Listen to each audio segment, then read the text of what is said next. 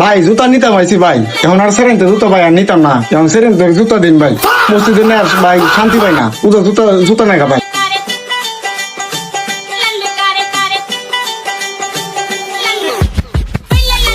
ভাই কি লাগবো? ভাই জুতা নিতাম আইছি ভাই, এখন আর সেরেন তো জুতা ভাই আর নিতাম না, এখন সেরেন তো জুতা দিন ভাই, মসজিদে নেই ভাই, শান্তি পাই না, জুতা নেগা ভাই। হ্যাঁ ভাই দিতাছি।